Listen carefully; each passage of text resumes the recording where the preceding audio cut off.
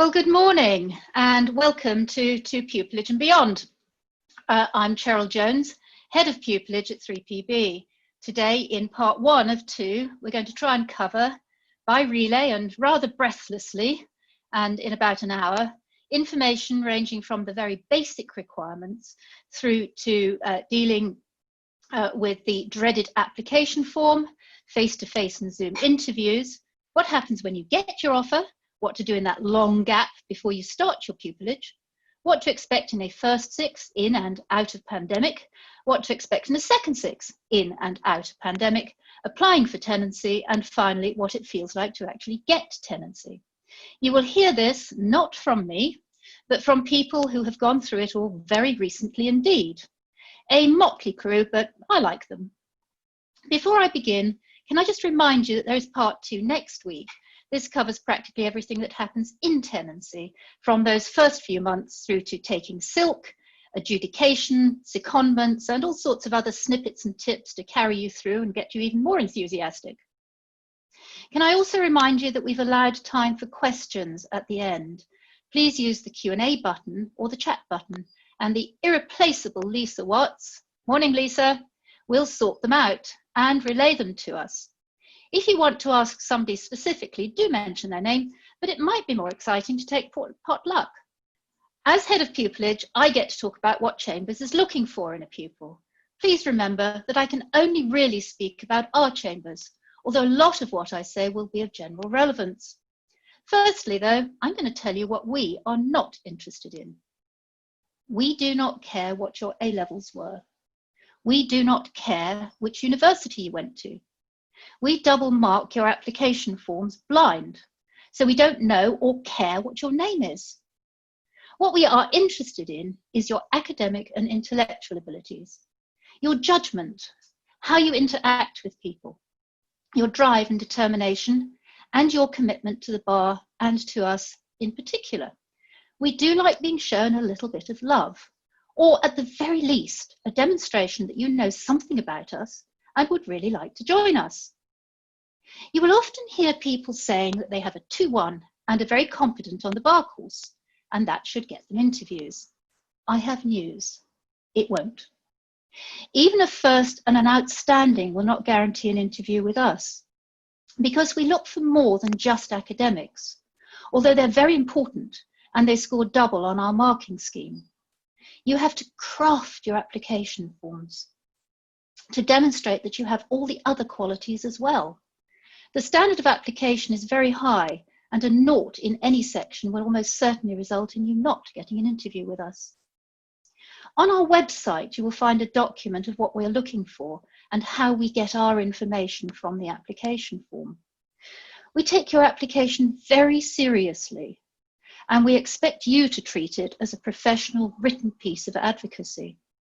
We will spend around an hour in total reading and marking it, and that does not even take into account all the administration time of making sure that the marking scheme is fit for purpose, running practice runs for the markers, moderating, entering up the marks on spreadsheets, and getting our responses out to you.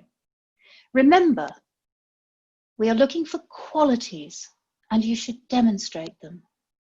But your examples do not necessarily have to be law-related. For example, working with a charity that takes children to the countryside is as much a demonstration of working with others and empathy as volunteering for free. Outreach in your local community or religious organisation can show both empathy and drive and determination. That can also be demonstrated by overcoming illness or serious difficulties in your life, but also examples from involvement in sport, writing articles, or standing firm when others fade. But most of all, with all of these qualities, you have to tell us about it. And you have to tell us in a way that we can process. We cannot guess or solve some obscure puzzle. We can't carefully pick the gold from the dross. Give us the gold. Give it straight and sell yourself to us. Make our lives easier and your chances of getting an interview go up. So, what is the best way to approach our application form? Well, on this, let me pass the baton to someone who succeeded rather recently. Oliver, over to you. Thank you, Cheryl. Hello, everybody. Just a little bit about myself to start off with. My name's Oliver, and I was offered pupillage this year to start in October 2021 in Winchester. I'll be doing a mix there of crime, civil, and public law. I'm here to talk about the application form, as Cheryl has just said. And obviously, there are two parts to that form, aren't there? There's the basic information, where you list your academic results, etc. And there are the questions. Now, I'm going to focus on the questions, but all I will say on the basic information is a little bit about mini pupillages. What the Chambers is interested in is not the fact that you've done a mini pupillage. They're interested in what you learn from it. Typically, this means things like insights into the nature of advocacy or into a particular area of practice. What doesn't matter is the sheer number of mini pupillages you've done. And in fact, once you get to about 4, it's possible that the marker will begin to lose interest. So now let's move on to the questions. Each form will have a number of questions about you and your abilities. What should you actually be looking to do in these questions? Well, I think there are 3 things you need to achieve. The first and the most obvious is answer the question. It is very easy to find a question you don't like the look of and to react by essentially answering a different one. I'm reliably informed that this makes you very unpopular. The second thing I think you need to do is to explain why you meet each of the Chambers' core criteria. Now, Cheryl has already explained how you do this by using examples from your life. I often found it very helpful simply just to list those criteria in my answers and say how I met each one, because that just makes it nice and easy for the marker. Third, and finally, what these answers need to do is just give a general sense of what you're all about as a candidate. Why do you want to be a barrister? What makes you special as opposed to other candidates? So when you're writing your answers, I think it's helpful to bear in mind you're trying to do 3 things by the end of them. Moving on then, I want to identify 3 things to really avoid when you're answering these questions. First, don't think that any one stock answer can suffice for every application. Templates are very helpful, of course, but you do need to adapt them to reflect both the work done by Chambers and its general ethos. We all know what makes a good barrister, of course: forensic insight, good advocacy, but Chambers do vary in the types of qualities and personalities that they want. Their websites will generally be a good guide to this. So, for example, if it talks a lot about their commitment to access to justice and pro bono work, then you will need to give that appropriate emphasis when you're talking about your own motivations. The second thing I would avoid in these forms is messiness. It's very important to produce a professional looking document for this. And obviously this means obvious things like spelling errors, grammar errors, and using actual formal language. But it does also mean paying attention to presentation. Don't answer a question all in one big block of text. Split it up, make it readable. The third thing then I would avoid is what we call humble brag. Your greatest weakness is not that you work too hard or that you're too kind.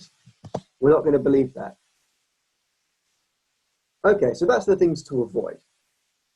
So far then we've focused on the questions about you, really. But obviously some questions are different. Sometimes they ask you to do something like to argue a point or to talk about an interesting case. How do you approach these? Well, fundamentally I've got 2 tips, really. The first is, do give a decisive answer rather than equivocating. And if possible, say something bold and interesting. After all, you do want to make an impression.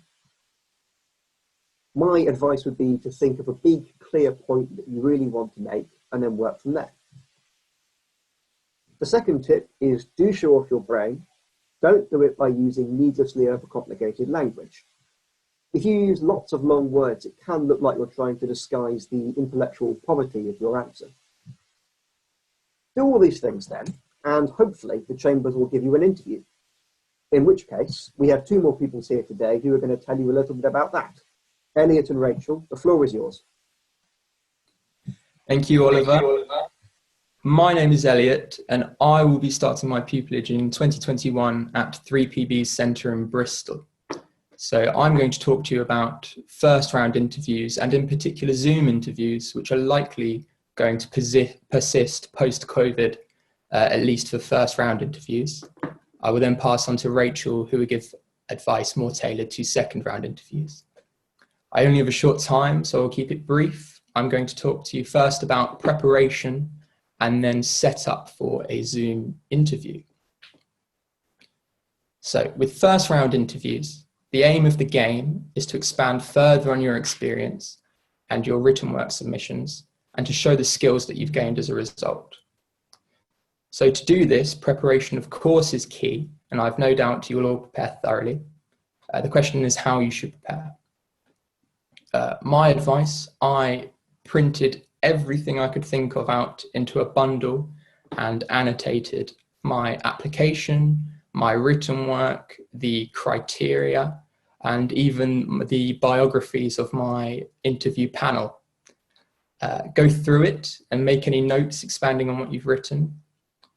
It's worth thinking about which criteria your example experience meets, be it intellectual ability, drive and determination, or any others. It might be useful for you to rank your experiences from most to least significant.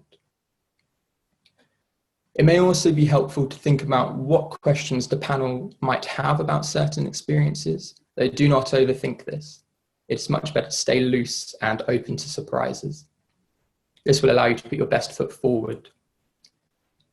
In a first round interview, you may be given a short advocacy exercise.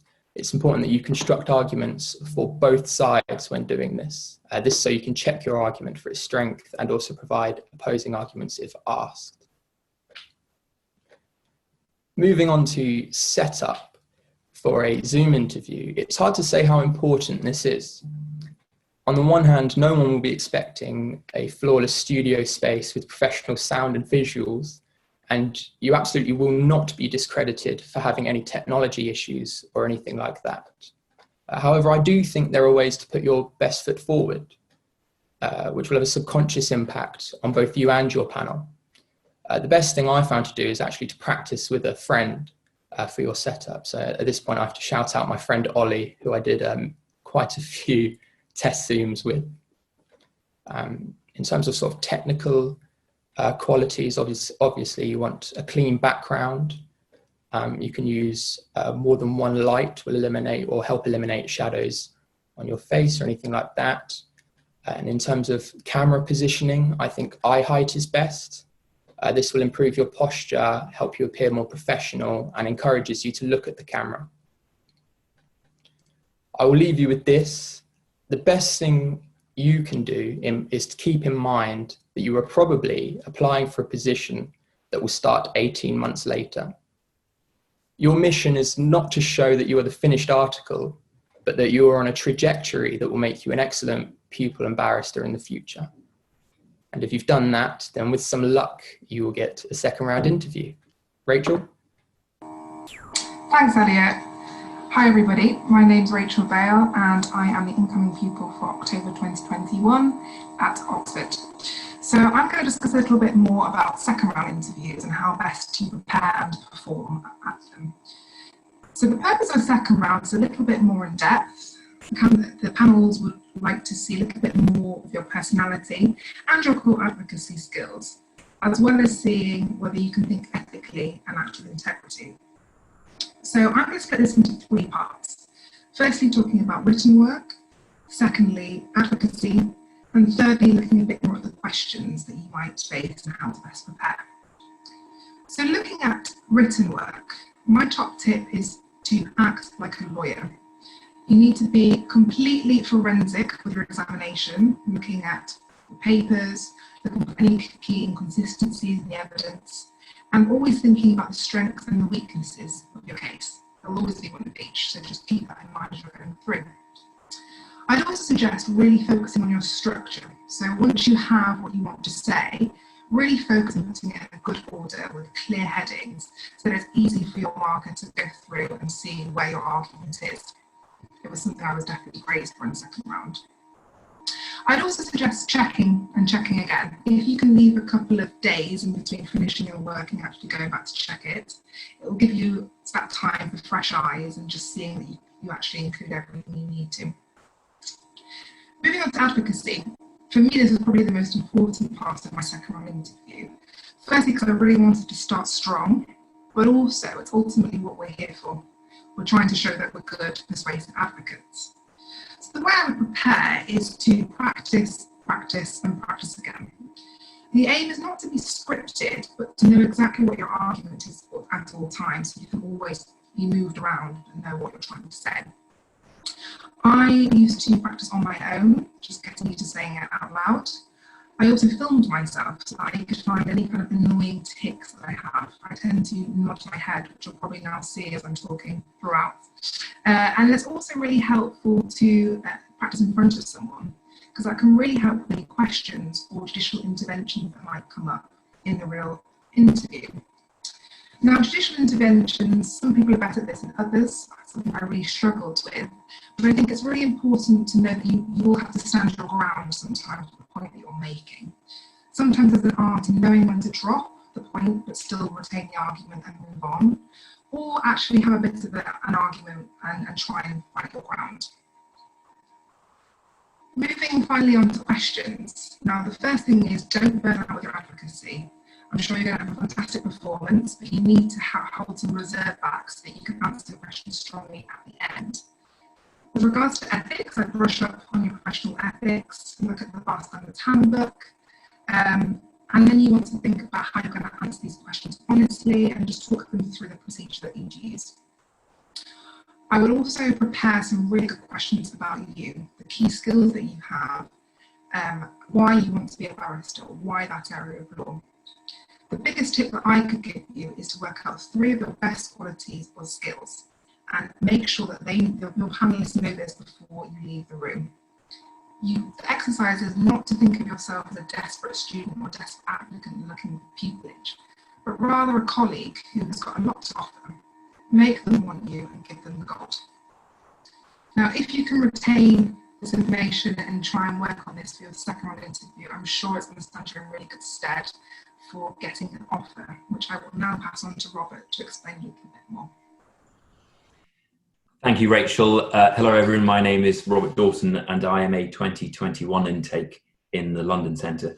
And I'll be giving you a bit of an insight today into how an offer will be made by 3PB. So when it comes to communication between chambers and applicants, there are 2 ways how this can happen.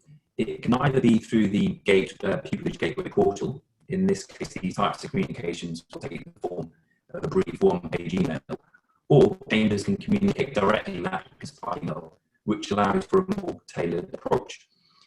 It has been the case in the past that some chambers have communicated offers through phone calls. However, it's now a requirement which is set by the Bar Council that the offer of pupillage is made in writing. At every stage of the process, so from interview invitations and interview bookings right through to offers of pupillage, 3P will communicate by email, and the format will be a covering email with a letter attached. If you make it through to the second interview, you will receive an email at exactly 9 AM on the pupillage decision date, and attached to that email will be the pupillage decision letter. If you do not receive an offer of the pupillage, this letter will include feedback. If you do receive an offer, this letter will be approximately 4 pages in length and will broadly be divided into 4 different sections. The first section of the letter gives a brief summary of the offer, so pupillage start date and the location of pupillage. The location of pupillage is the centre at which you will undertake your pupillage and where you will be based if you gain tenancy. The second section of this letter goes into details about the terms of the offer. So the remuneration, which is the split between the pupillage award and the guaranteed earnings from the second 6, the duration of pupillage, and other various formalities.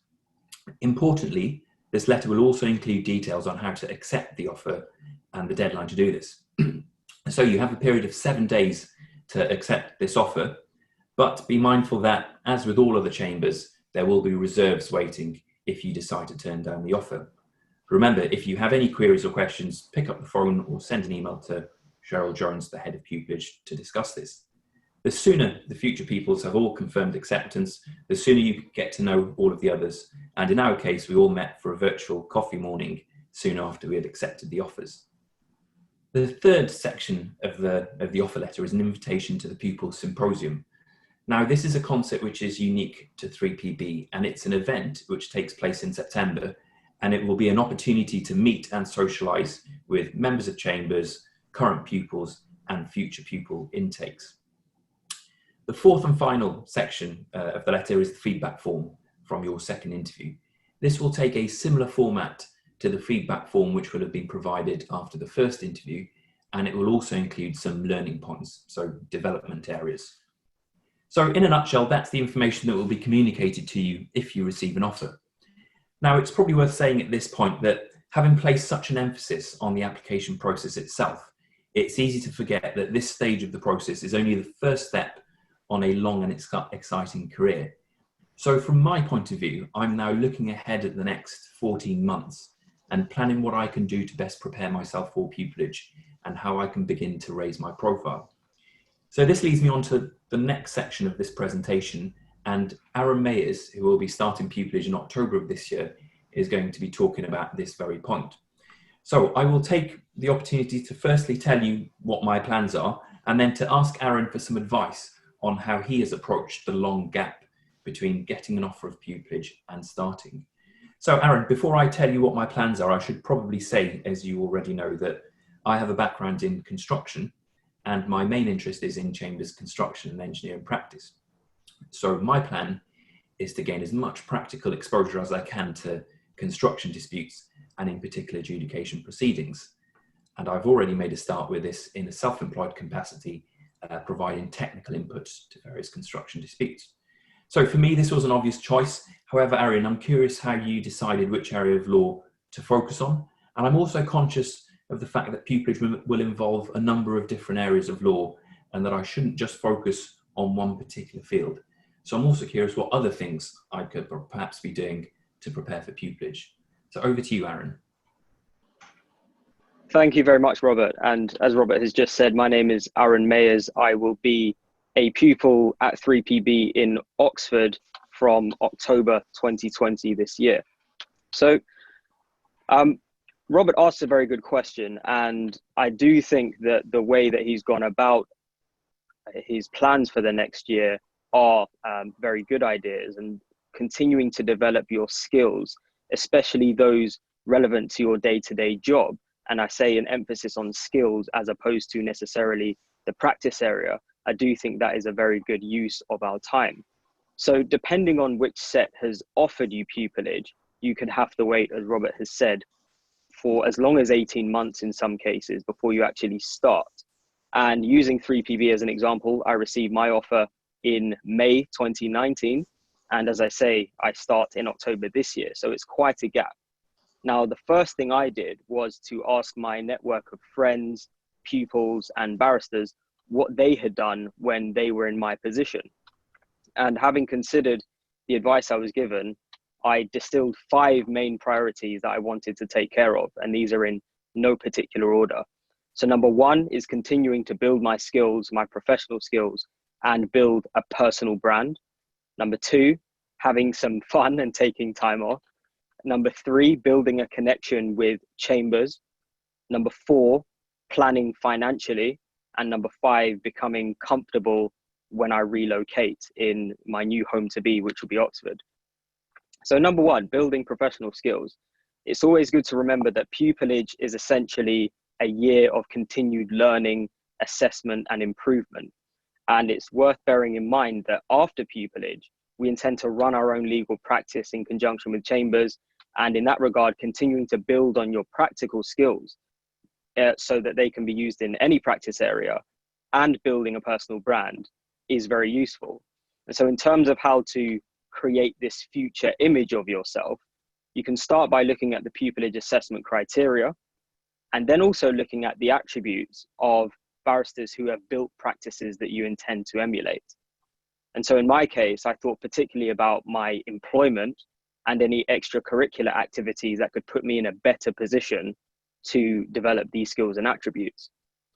By way of an example, I relocated back to London because this time last year, I wasn't working in England, and I changed my job to a paralegal role, which was more challenging and gave me more responsibility to enable me to deal with the everyday practicalities of commercial litigation. And so you may want to consider 4 things in that regard. As I said, employment, your extracurricular activities, any voluntary projects or extracurricular outreach projects that you want to be involved with. And I think this last one is very important, attending events and joining networks, which will form part of your professional future and could lead to, hopefully, instructions in the future, or at least very good professional relationships. The next thing to discuss is taking a break. And having spoken to my mentors and some other people in my network, this was the most common piece of advice. Have fun, switch off, so that you can come back for your pupillage recharged and reset.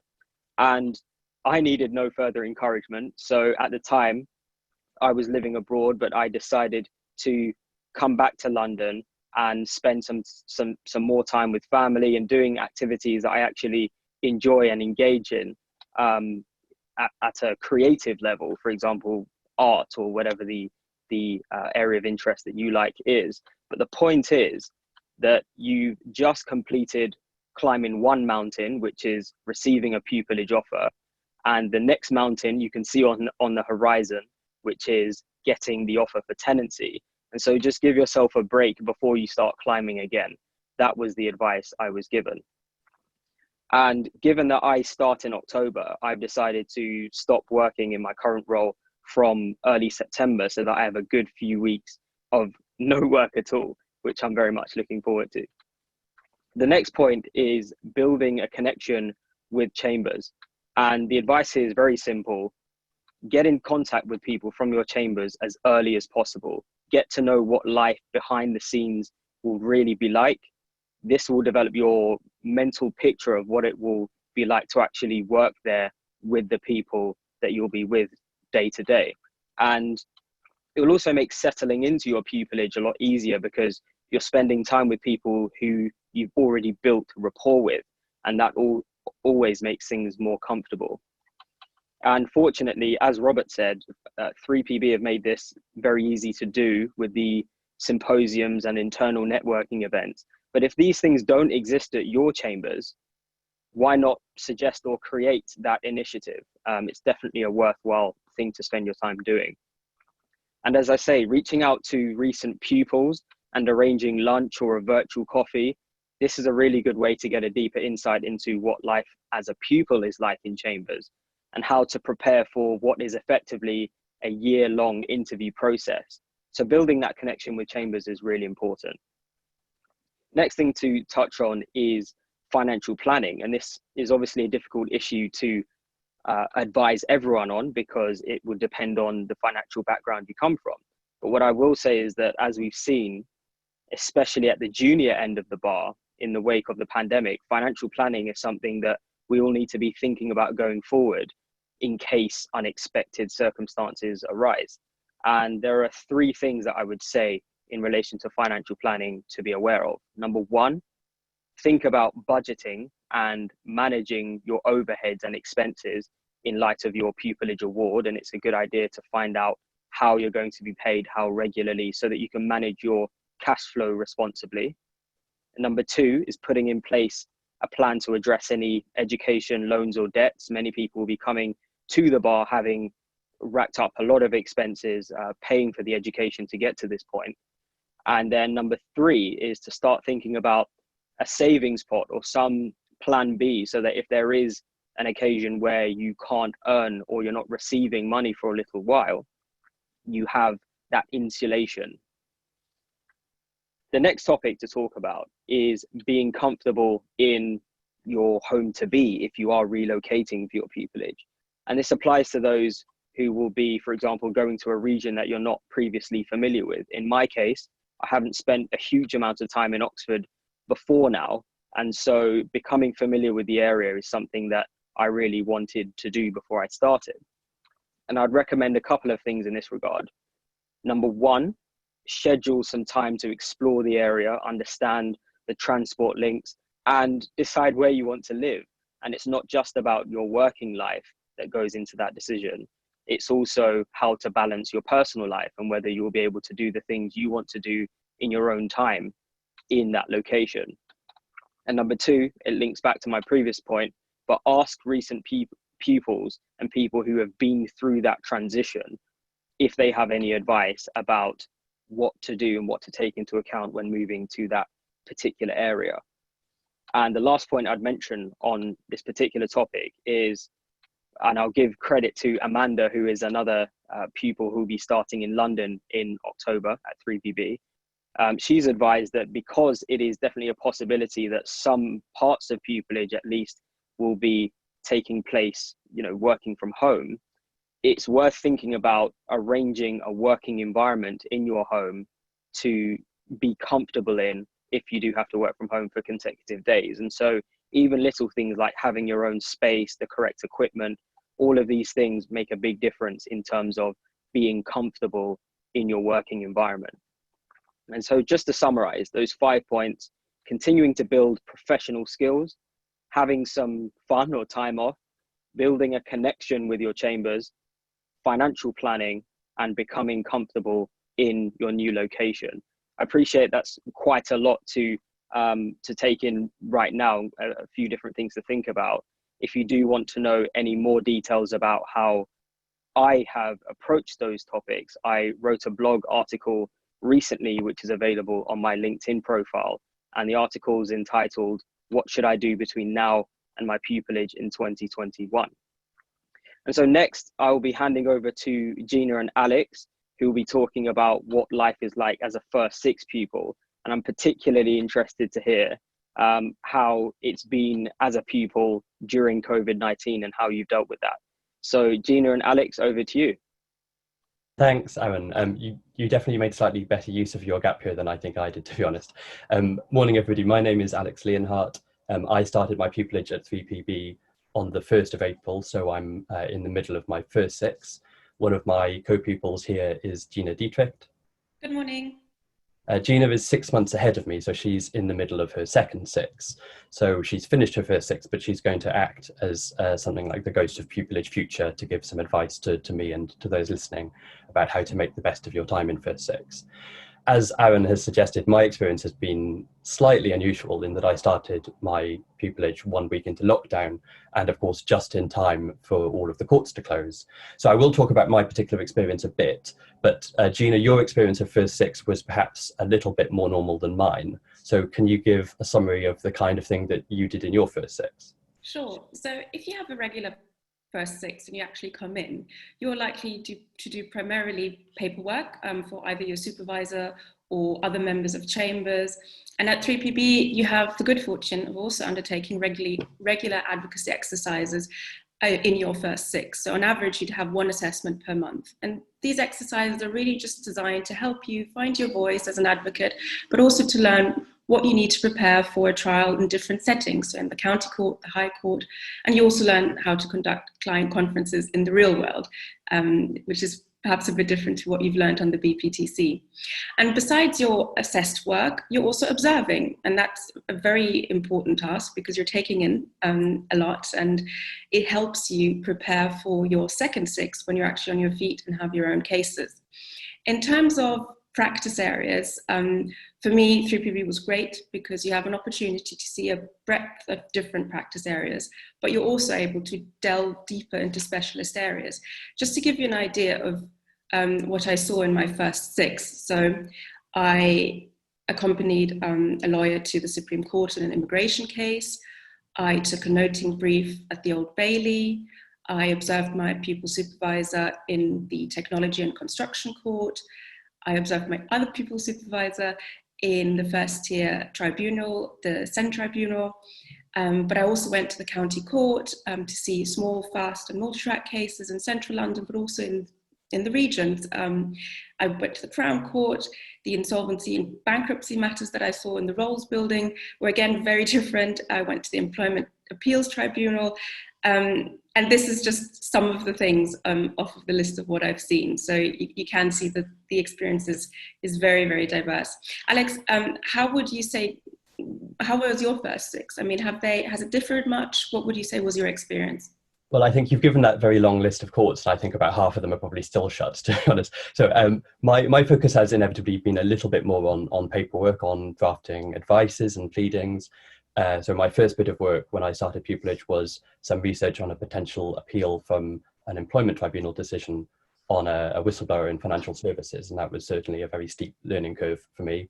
I've also, of course, done some draft pleadings in perhaps some slightly more straightforward cases that are more similar to that which I'll hopefully be doing in my second six. And the next bit of work I'll be doing is helping two members of Chambers, Naomi Weber and Catherine Anderson, to put together a webinar on religious discrimination and education. So it's certainly still been very varied. And I have, of course, been able to dial into hearings that have taken place remotely by telephone. And that's actually been very useful, because doing advocacy over the phone is fundamentally the same task, but everything is that little bit trickier, in particular in cases where there's lots of papers. So being able to observe members of Chambers do that has been a very useful lesson.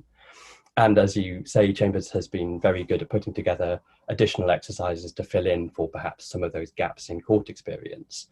I should say that Cheryl's exercises are slightly infamous among current and recent pupils, and if it all seems quite easy, it's probably because you haven't yet noticed that your client hasn't signed their witness statement or something to that effect. One of the things that has been quite difficult to replicate, I think, is the kind of informal support and learning that is provided by members of Chambers, who might be able to very quickly answer a kind of tricky point and save you a lot of research and worry, or just talk at the coffee machine about the hearing that they just did that perhaps had a learning point for them and for you, as well as, frankly, to maybe reassure you that they also wrote some rubbish pleadings in their first six. And one tip that I would certainly give myself if I were to start again is to be more willing to reach out for that informal help, because loads of people offer help when you first start and they're not just being polite, they mean it. So take advantage of it. So if being able and willing to reach out for help is one important skill that I think you do need to have in first six, what, Gina, would you say are the other important skills you need to show? I think the three most important skills are, first of all, attention to detail, second, giving advice and not a law lecture, and thirdly, adaptability. So just starting at the top in terms of attention to detail. In your first six, you can sometimes feel a little bit useless, like you can't add value just yet. And a good way of giving back to the people who are teaching you is to just simply offer to proofread their work. And if you've got a good eye for detail, that can come in handy, because you might pick up little things, little typos, or things that you can just proofread and give them advice. In terms of drafting yourself, it's important obviously that you have a good eye for detail, but also if you're helping out with legal research notes on live cases, it's obviously important that the research note is accurate. If any advice is sort of based on what you've done, that's again when it comes in handy. But also in terms of client conferences, I'd say always, if your supervisor is happy for you to do so, take a note of the conference that you're assisting in, because it can come in handy a few months down the line. In terms of giving advice and not a law lecture, the reason I would put this one here is because I found that really difficult in the beginning, because obviously in an academic setting, we might learn how to advise, but we don't really learn how to quantify prospects of success. So you have to be ready to be able to put a number or percentage number, either more than 50% or less than 50% of prospects of success at trial. And that can feel a little bit difficult, because you actually have to stick your neck out and do what it says on the tin, which is advise.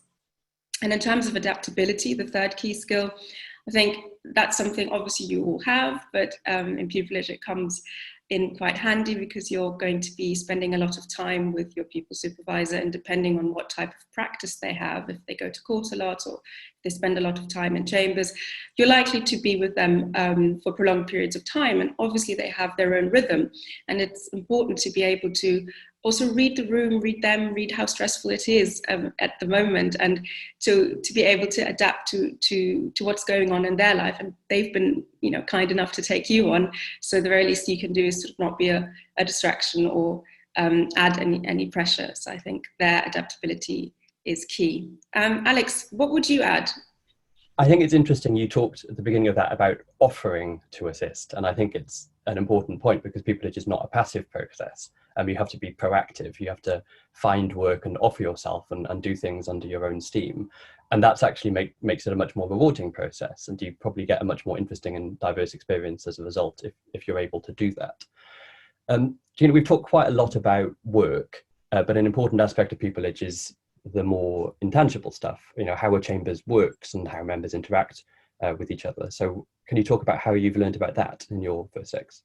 Sure. I think there are two main avenues. So there are merry-go-rounds and life swaps, which are sort of exchanges with other centres of chambers. And then there obviously, on the other hand, you have chamber social events, which are designed for you to socially interact with other members of chambers.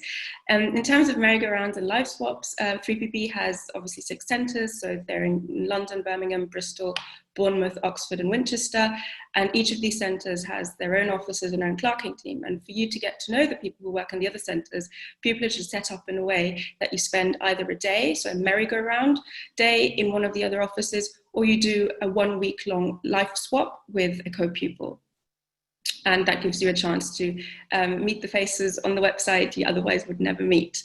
And in terms of the social side, the events that Chambers organises that give you a chance to perhaps connect a bit more informally are, if you start pupillage like I did in October, there's quite soon after there's the Christmas party, but then also on a weekly basis, Chambers organises Chambers Tea, that's once a week, gives you a chance to see other members of Chambers you might not see regularly, but also there's pizza and Prosecco once a month. And then there's always lunch. So either you'll be having lunch with your pupil supervisor or with the person you're shadowing. And that's a good chance to either talk about the case or just talk about life at the bar. And yes, so they also always pay for you, which is also takes a bit of getting used to. But yeah, you're always invited to lunch. It's a tradition, and everyone seems to be sticking to it. And in terms of even a little bit more informal, your interactions with your co-pupils. So when you have a symposia once a month, when you do your advocacy exercises afterwards, we often go to dinner, the head of pupillage and the co-pupils, and that's just a really good way of getting to know each other. Alex, what has your experience been like? I think it's actually very easy to underestimate the support that pupils can provide to each other and should provide to each other, I think, both kind of emotionally, but also on little details of work on kind of technical points.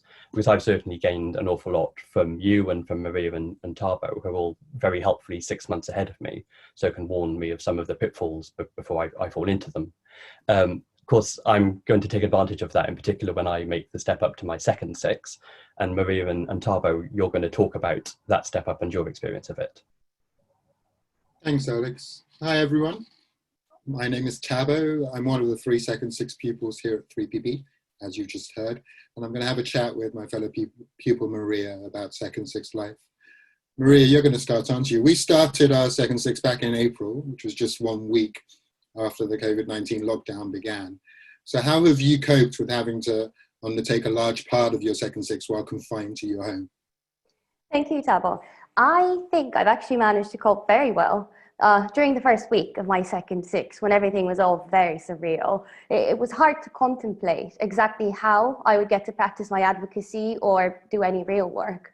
However, Chambers has bounced back very quickly. I have now had several remote hearings. We've all participated in a number of advocacy assessments and exercises, training sessions, and we've all kept ourselves busy by writing articles and working together on setting up our first pupil block, which you will be happy to hear has now gone live on 3PB's website. Chambers has been incredibly supportive and quite hands-on in terms of enhancing our educational experience. We have all been attending webinars on different areas of the law, so we've had the chance to brush up on our legal knowledge, something that you wouldn't necessarily be doing so much if you were out and about traveling from court to court, as one does in their second 6. I think part of being a successful barrister is learning how to deal with the unexpected by creating new opportunities and new ways to deal with old or new problems, as it were, as well as adapting to changing circumstances. For example, I've learned how to conduct remote hearings, how to use the relevant technology, and how to be persuasive in a very different context. I think not having a judge in front of you forces you to adapt your style. and your technique, so that, especially if it's a telephone hearing, you are more persuasive just by using your voice. That's very important. And for me, not being able to rely on my body language has actually taught me to focus more on the tone and the pace of my voice. This has been an incredibly useful exercise and experience. I think overall that the secret to coping with your second six is to be adaptable and just be prepared and be ready for anything. Tabo, what was your experience of second six? Well, as you've indicated already, so far I've managed to keep myself pretty busy also. I've done some of my own hearings and pieces of paperwork, and the rest of the time I filled with training, writing articles. A couple of weeks ago, I delivered a webinar with my supervisor on COVID and safety within the maritime industry. And I've also continued to do a lot of paperwork for other members of chambers. Now at 3PB, we receive structured feedback for all the work we do for others during our pupillage. But as I've transitioned into and progressed through my second six, I found that my work was not just assessed, but it started to contribute more and more to the final product that was delivered to the clients. And when you don't just get good feedback, but the work is used by senior members of chambers, it provides an additional validation that I found very gratifying. It helped give me the confidence that I was ready to take on my own instructions for written work. And although lockdown has meant I've had fewer opportunities to do my own work, it's also meant that my supervisor has been able to involve me much more in his practice than would have been possible in a normal second six. And the great thing about that is it's opened up some unexpected possibilities for my future career, which may not have arisen if these had been usual times. And here I'm talking about the maritime work I've been involved with. As I said, maritime safety was the topic of the webinar I did with my supervisor. We also wrote an article on the subject, and I've contributed to a number of his opinions on a variety of maritime issues over the past few months. As a result of all of that exposure, my very first instruction for written work on my own was on a maritime matter. And it's fair to say that this type of work was not really on my radar at all before I came to the bar. If you'd suggested to me as little as 4 months ago that shipping regulation might be a part of my future practice, I'd have given you a very quizzical look indeed. But I found the work extremely interesting, and I definitely hope it stays a significant part of what I continue to do moving forward into tenancy. I've heard, and you may have heard, a number of people say that to some extent, your area of practice at the bar chooses you. And my personal experience has now shown me that that can begin to happen in entirely unanticipated and exciting ways as early as during your second six. And it's something that's only been possible because 3PB is a multidisciplinary set with such broad-ranging expertise. And I feel extremely privileged that I'm here and I've been able to benefit from that. So that's one of the important things I've managed to learn during my second six. Maria, what would you say are your key takeaways from your second six experience so far?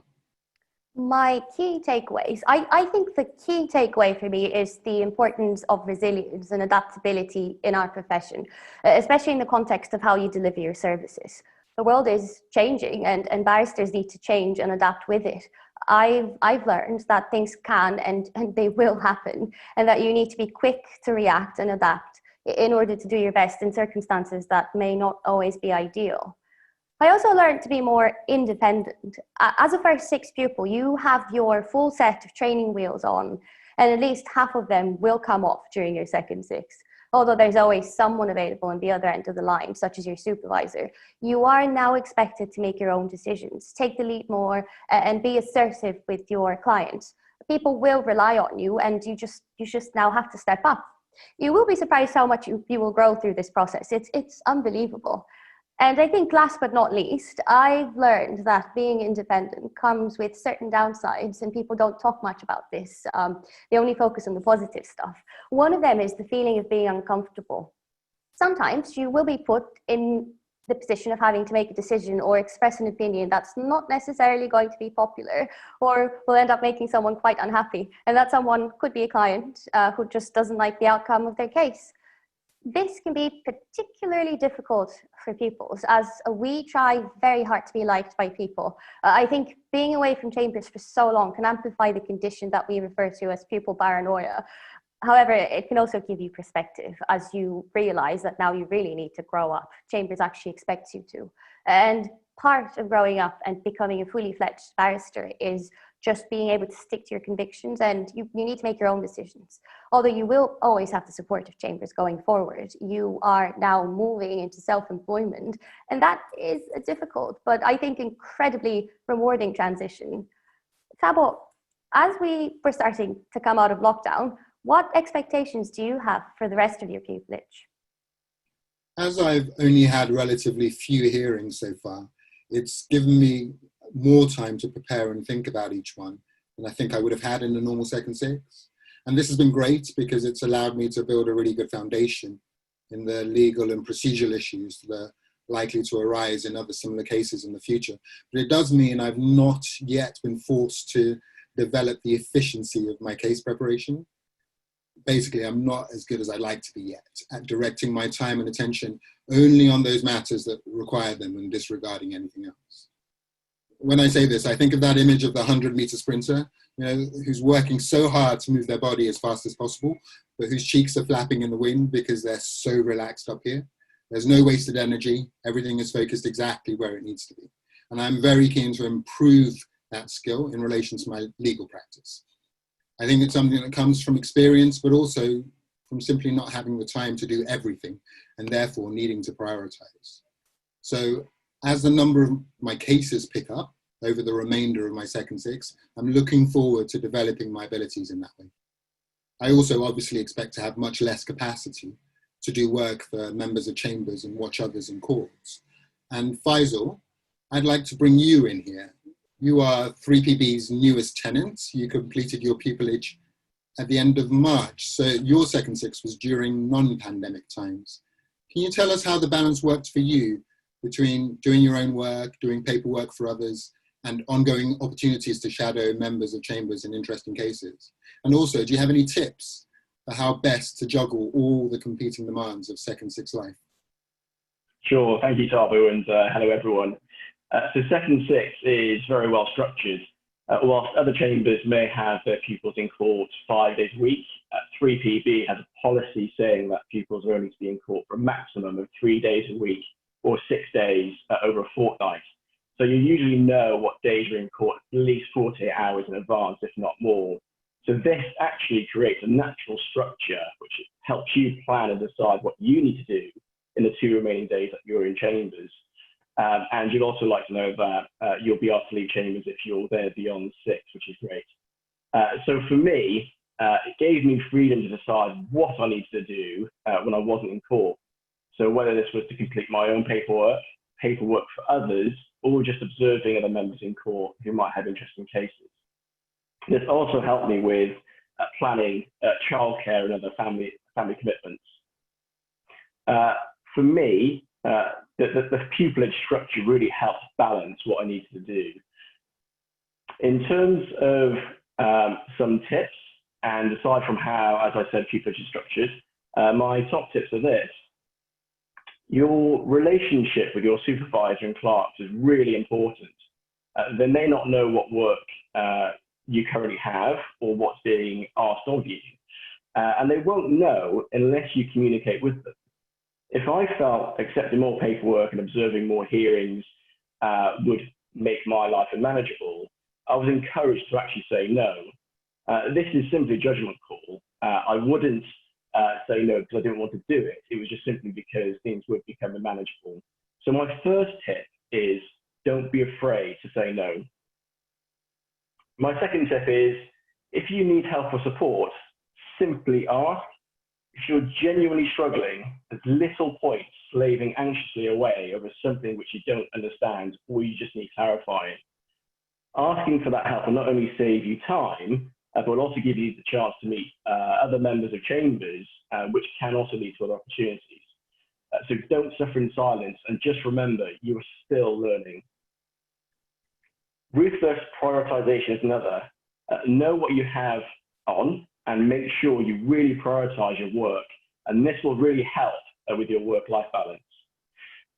And my final tip is this: accept that you will be busy, accept that you will be pushed, and accept there will be some late nights. and accept that it will be hard at times. But you also need to accept that everyone is different. Use your judgment to determine what best suits you, and you won't go far wrong. Thank you, Faisal. That's really useful. Can you tell me more about the transition from second six to tenancy and what you found were the biggest challenges and benefits? There's lots of challenges and benefits, but what I'll do is I'll keep this to one of each. I was offered tenancy 2 weeks into lockdown, so my biggest challenge was to compile everything I'd learned in the previous 6 months in court and then converting it all to do it virtually. So aside from any technical issues, it's a very strange feeling to have your wife and child in the next room whilst you're technically in court. And I also didn't think I'd ever be sitting in my room making an application to strike out a claim before a judge sitting in her kitchen. So these things do take some getting used to. The main benefit of being a tenant, I would say, is that you can really forge your own career. I did a general civil pupillage, which meant I covered things like property, personal injury, education, employment, professional negligence, inquest and inquiries. And as we've all heard today, 3PB is very multidisciplinary. Within the first week of being made a tenant, I had a meeting with 2 of the senior clerks. And I said I wanted to focus on employment, education, and public law. And since then, and that's all I've had. It's great that I can now focus on the areas of law that I want to practice in, and the support that I've had in doing that. It's been great. Thanks, Faisal. Can you tell us how we actually go about applying for tenancy in chambers? The simple answer is it's all in the pupillage handbook. So if you start your pupillage, you'll be issued a handbook which covers absolutely everything, and it's very straightforward. But what I'll do is briefly cover the process. So your centre will have a meeting. So in my case, it was London, and they will discuss your progress. You'll then be given a formal indication of progress by way of a traffic light system.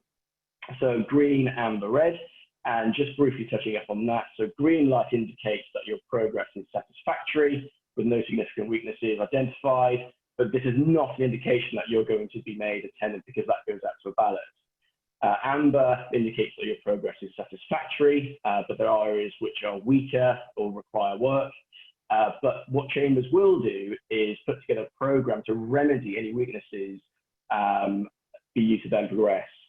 I think we all know what a red light means, but what I'll cover is it basically means your progress overall is unsatisfactory. There's a number of very weak areas or areas of weaknesses which have previously been identified, but despite any assistance from chambers, no or little improvement has been achieved. There is an opportunity to go into a programme to remedy these weak areas if that was what they wanted to do. If you're recommended to be considered for tenancy, briefly, what you do is draft a letter as head of chambers. You then compile a folder which contains your advocacy assessments during your first 6, all your feedback forms for the paperwork you've done for other members, and between 5 to 10 pieces of paperwork that you've done during your pupillage, which really showcase your work, so other members who are reading your application form can really see what you can really do. Your application then goes to a ballot to the rest of the members. Then you start sweating, and your pupil paranoia significantly increases until you have a tenancy decision. Thank you, Faisal. So what did you actually have to do when you were offered tenancy? The first thing I did was accept the offer for tenancy. I think that's a big thing. And then you have to start working on admin. So applying for your practicing certificate, you have to sort out your own insurance. Don't forget that you've been on your supervisor insurance for the past 6 months, which means that you will then be liable. And lastly, start planning your career and your social life. I mean, admittedly, the latter is still on hold for obvious reasons, but there really is life after pupillage, both personally and professionally. Well, it's good to know. And thank you so much for answering our questions. I shall now hand over to our head of pupillage, and Cheryl, over to you. Thank you, Maria, and thank you all for that. I hope everybody listening to this and watching this has found it really helpful. And I also think it may have answered many of the questions which are coming through and which have already been asked. But we do have a few other questions that have been asked, which we're going to try and answer in the next half hour. I am going to kick off with some of the, what you might call the more technical questions that have been asked, and I'm going to try and deal with these quite quickly. So there are 3 or 4 areas that we've been asked which I can answer. So the first one I'm going to deal with is, are there any red flags or major gaps that would immediately stop an application from progressing further? And I'm going to treat this as if it's looking at the application form and the techniques. So the first thing is, if your application form is badly written, badly drafted, littered with spelling and grammar mistakes, and doesn't demonstrate any real attempt to produce a professional document, it won't go any further. That's the end of it. If there's anything on your application form which indicates that you have done something unethical, and you would be surprised what comes through sometimes, then again, we stop it there and then, because we want people who have a high standard of ethics. It's essential for this profession. And of course, if your application form doesn't contain the basics. We, in fact, did have an application form last year where there was no degree on it.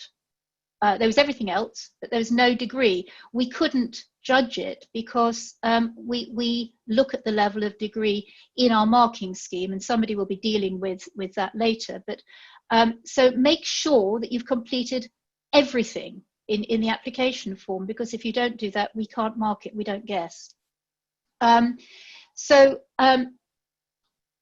think the other thing that will cause certainly pauses is if you try to be too clever, if you try to make jokes, if you try to be sarcastic, if you try to make yourself interesting by being so controversial that anybody reading it goes, this person is so difficult and is obviously not taking this seriously, then again, you're unlikely to get an interview.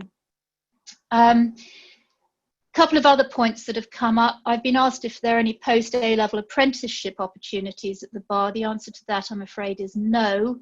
At the moment, the only way to become a barrister is to get your degree and to do the BPTC. There's no apprenticeship available.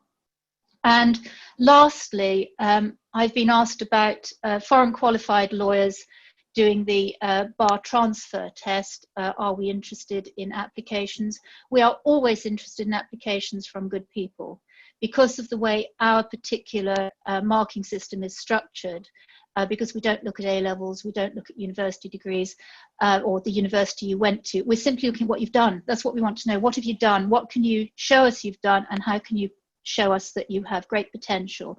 Because we're always looking for people who are on what we call exit velocity. In other words, we're not interested in what you did 5 years ago, we're interested in what you're doing now, and are you on an upward swing? So those are the questions that I think I could best deal with. Robert, there's been a couple of questions on funding. I understand that you are going to deal with those. Yes, so just briefly on the funding that's available whilst you're a pupil. So the total pupillage award is a minimum of £30,000 over 12 months, and that's split into two sections. So the first 6 is a sum of £15,000, which is non-taxable, and that will be paid in monthly instalments. And the second 6, the award is based on your earnings as a barrister. So there's no limit to this, but we offer a guarantee. Robert, I'm sorry to cut across you, but unfortunately we're getting very, very bad feedback and it's practically impossible to hear what you're saying. I think do you mind if I just take that over so that I can just explain? No, I wouldn't normally do this, but it is quite difficult to hear you. Our basic award is 30,000. That's 15,000 during the first 6, which is cash and is non-taxable, as Robert said. The second half is a minimum of 15,000 earnings. We guarantee those, so if you don't make it, you get that at the end in any event. But in normal times, all of our pupils exceed the 15,000. We also give a lot of extra benefits, so you get some free applications, you get free private healthcare. We pay quite a lot of expenses. We do try and assist our pupils as best we can. So on the subject of money, which I know is something which bothers a lot of people, Alex, you've had a couple of questions, I think. Yes, there's a couple of questions I'm going to handle together. The first of which asks about IN scholarships. These are scholarships for the GDL and the bar course that the Inns of Court offer, and whether not having one is a bad thing in itself for your application, or vice versa. Of course, having an IN scholarship is good for your application. Of course, it's a sign that a panel of barristers thought that there was a chance that you might make a good barrister yourself. But it is only one good thing. And if you fail to impress the pupillage interview panel, they're not going to be overly impressed with the fact that you happen to impress another panel. And of course, vice versa. So if you impress an interview panel of a pupillage, they're not going to be overly concerned by the fact that you didn't have an IN scholarship. So having an IN scholarship is a good thing for your application, but it is only one good thing. In terms of funding for study to get to the pupillage stage, I'm glad people asked about this, because I think the lack of a proper kind of systematic funding scheme for both of the legal professions is a bit of a scandal, and it is a real problem. And I'm not going to pretend that there's a magic wand. You need to look at all of your potential sources of income and all of your outgoings. In terms of income, of course, IN scholarships are a potential source if you can get one. Most bar course providers nowadays offer it in the form of a master's degree, which means that if you don't already have a master's degree, you might be eligible for the postgraduate student loan, which I think is up to £10,000. In terms of looking at outgoings, also look at the different ways in which you can study. So consider studying part-time and perhaps working alongside that. Also, don't think that the only way of doing this is to go straight from an undergraduate degree to the bar course. Look at a gap between your degree and your GDL and your bar course, or between all three bits, because getting relevant experience before the bar course could be a good thing anyway. Speaking personally, I moved out of London in order to reduce my costs when I was studying. I moved back to Cardiff, where I'm from originally.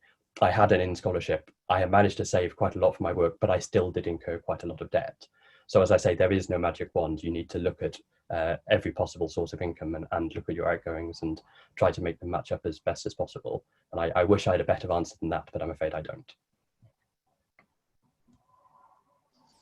Thank you.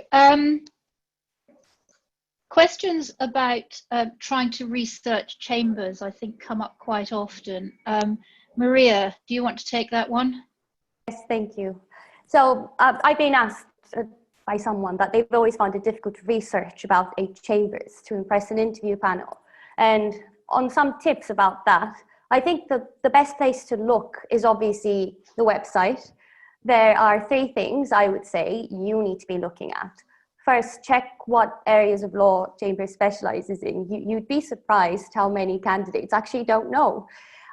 This might be quite embarrassing if you find yourself in a situation where you think they do X area, but they don't. And knowing the core practice areas of Chambers will help you talk about your interests and show that they align with Chambers' core practice areas. Second, and leading on from that, you should check the news section on Chambers' website. There will usually be updates on there about important cases members have been involved in and any other related news. You may find a case on there that you find interesting. It could be a good thing to mention when you are talking about practice areas. It definitely shows engagement and demonstrates that you've done your research.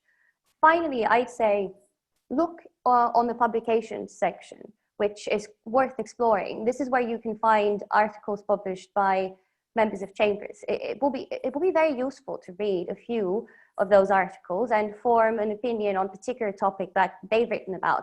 And remember, you don't necessarily have to agree with them. It's just a good way to start or continue a conversation during an interview, and it just gives you more opportunities to impress. But my key tip is do your research. It's quite easy. It's all on the internet. Thank you.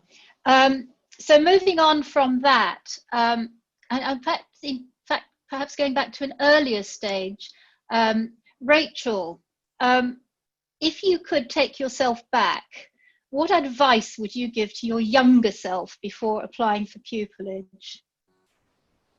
Thanks, Cheryl. Right, okay, I'm going to try and answer this quite honestly and candidly, because a lot of people are asking about what you would do at university, but also about what you would do just before applying for pupillage. So my key answer, I think, for both areas is to look after your confidence. So when I say that, I think about a flower, and to look after a flower, you need to feed it. But if you overfeed it, it will deteriorate. And if you don't feed it enough, then it won't grow and it won't flourish. So at university, in order to feed my confidence, I tried to do everything that I could. I tried to get every experience possible, mooting, I talked to my careers advisor, I did pupillages, and I really focused on my academics. And I ended up feeling on top of the world with a first-class degree, feeling very, very confident, got my scholarship and thought, honestly, I'll just walk into pupillage, it's going to be fantastic. That wasn't what happened. I actually overfed my confidence slightly at that stage. So going to what I would do before applying for pupillage, I would not try and be too confident, but also when you do get knocked, you need to pick yourself back up and be resilient, because it's a very, very tough process. Don't listen to other people too much, don't rely on their advice too much. At the end of the day, you need to make your own judgment, and just try your very best. I would also say don't compare yourself to others, because that doesn't help.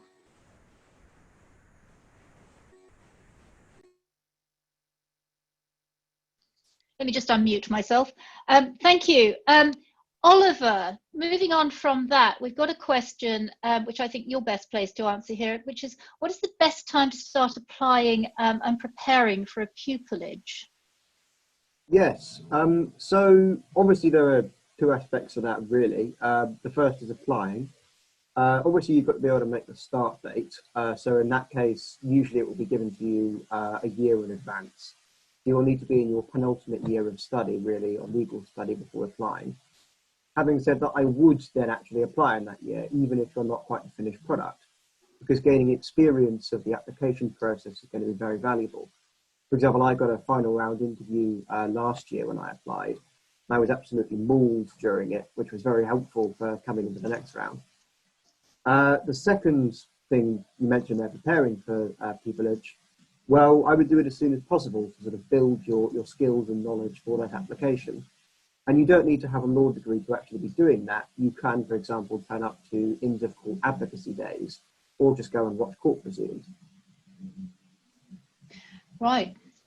Well, thank you very much. Tabo, we've had a couple of questions from people who are asking what is the best way to move things forward if you've achieved a 2-2, but you still want to be a barrister. Can you give any hints and tips on that? I certainly can try. Yes, as you say, Cheryl, one of them that we received beforehand was about getting a 2-2. We also had a question posed during the talk about applicants who have only just scraped a 2-1. I'll deal with them both together. In short, the task before you is not impossible, but you do need to be very realistic about the depth of the challenge that you face. You've heard today a number of times about how important intellectual ability is at the bar, and in the selection process for 3PB, it receives double weighting because it's so important. And so obtaining a pupillage is hard enough if you have a 2-1 or a first, and for a 2-2, or where a Chambers asks for a breakdown, a low 2-1, it makes that already difficult job significantly harder. So I'll give you 4 pieces of advice. The first piece of advice is reflect carefully on why your mark was lower than you would have hoped. If you have genuine extenuating circumstances that explain why you underperformed, then they will be taken into account. However, in any event, you will need to find subsequent ways to demonstrate the necessary intellectual ability. So my second piece of advice is you must work as hard as you possibly can to excel in your subsequent studies. So if the 2-2 is in a non-law subject, that will mean aiming for and hopefully achieving the distinction in the GDL and the outstanding in the BPTC. if the 2-2 is in law, then along with the outstanding in the BPTC, it's very likely that you're going to need a master's or some other kind of postgraduate study. My third piece of advice is you need to do more than just tick the participation box in relation to your extracurricular activities. You need to find and seize every opportunity to do all the mooting, essay competitions, applying for scholarships, pro bono work you possibly can, and really strive to achieve success in those endeavors. And finally, expect it to take more time than it may otherwise have done. You're unlikely to run straight through from your studies into pupillage.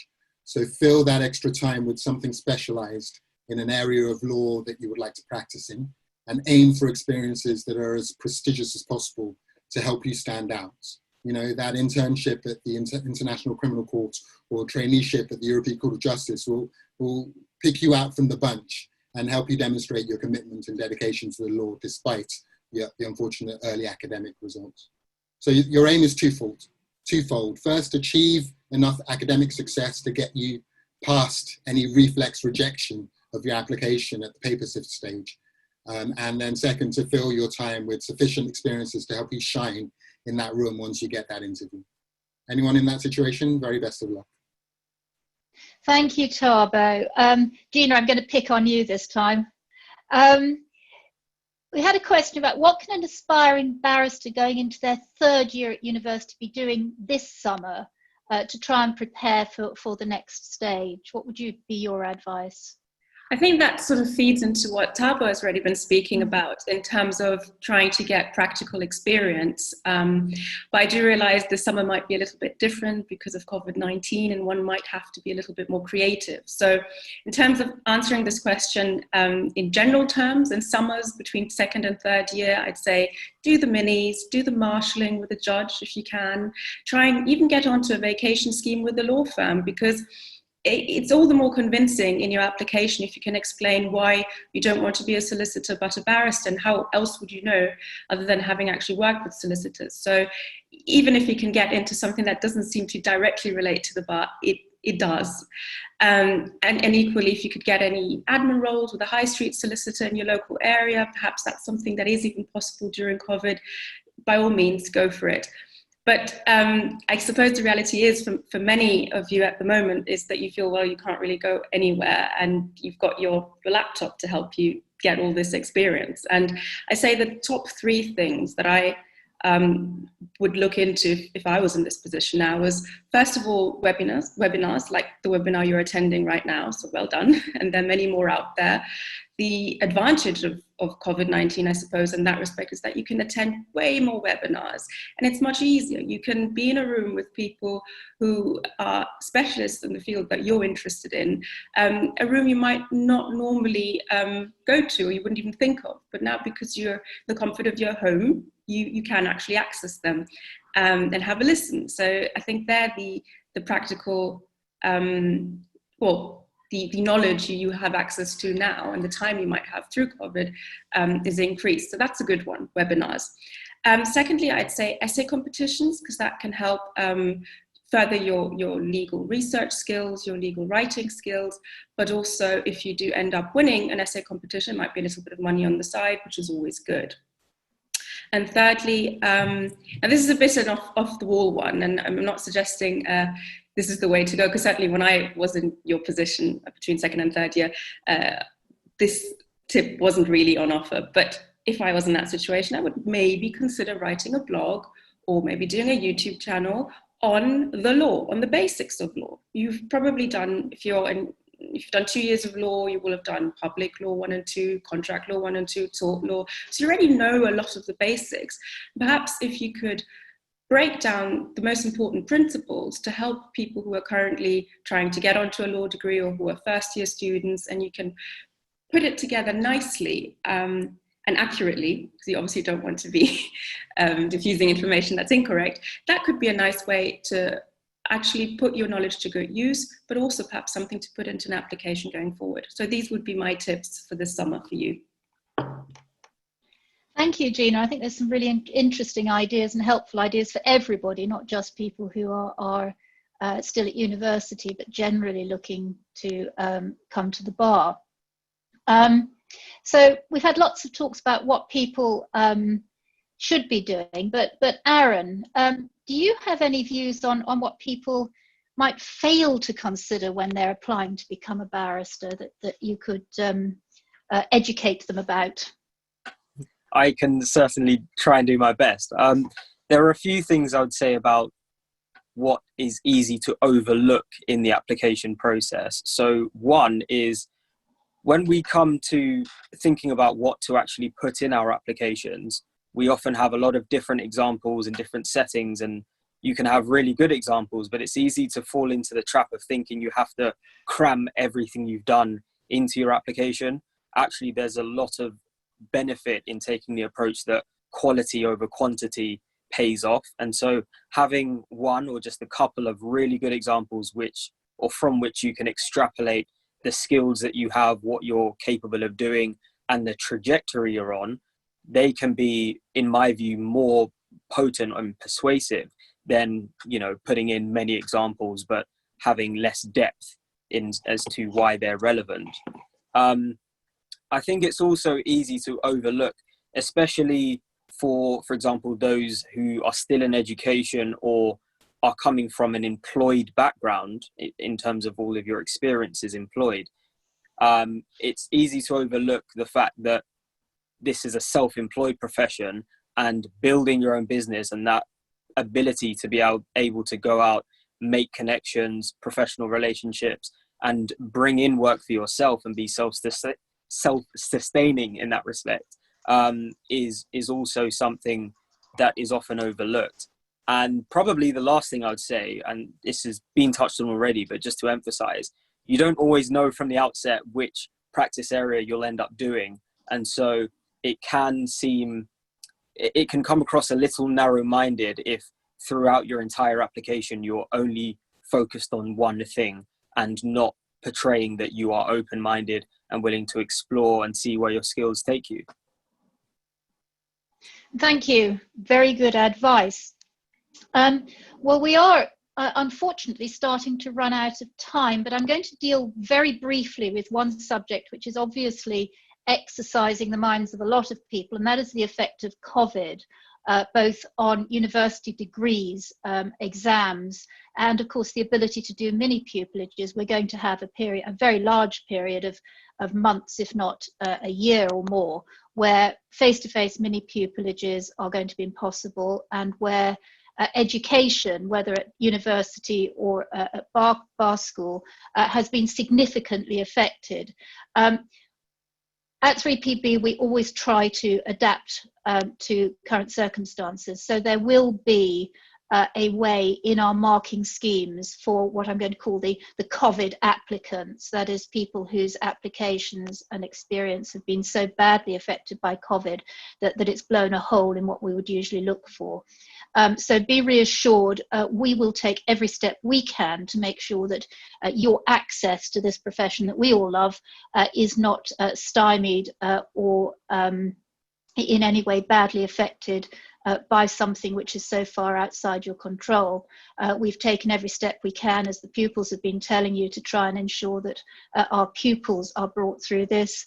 We're bringing our October 2020 pupils on board at the correct time, and we fully anticipate bringing our 2021 pupils on board at the correct time.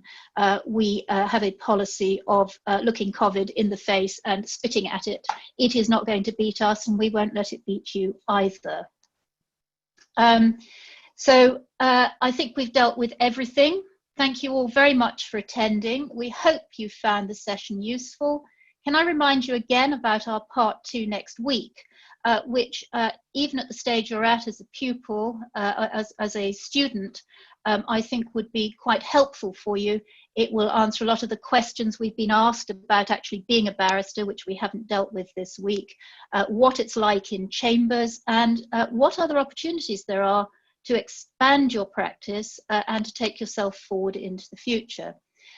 So we hope to see you all again. Thank you for attending. It's goodbye from me, and I think it's goodbye from them. Thank you. Bye.